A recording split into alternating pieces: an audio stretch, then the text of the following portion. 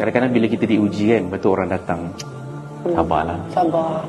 Dia tak membantu langsung. Kadang-kadang aku geram betul lah. Sampai ke tahap kita terasa macam, sebab kau tak rasa apa kau rasa.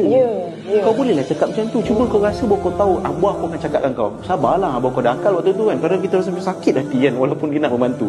Bukan salah dia sebenarnya. Betul. Tapi the way kita terima perkara tu. Okey, ramai orang sebut redha. Tapi mungkin dia tak tahu apa tu maksud redha sebenarnya. Redha tu sebenarnya maksud dalam bahasa Arab, kita translate terus directly. Redha tu maksudnya puas hati. Puas hati apa?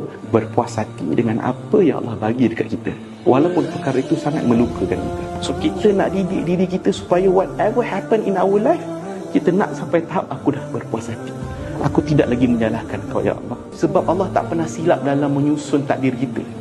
Luka itu walaupun menyakitkan, itulah luka yang kita perlu untuk buatkan kita dewasa dan makin dekat dengan dia. Sebab Allah tahu kalau aku tak bagi luka ni, kau tak balik kat aku. Kau tak panggil nama aku, kau tak sebut nama aku, sebab tu aku bagi sakit ni. Sebab aku tahu ni luka yang dos yang kau perlu untuk kau balik sujud pada aku. Allah tak pernah tentukan takdir dengan kebencian. Allah tentukan takdir dengan Ar-Rahman Ar-Rahim, kasih dan sayang.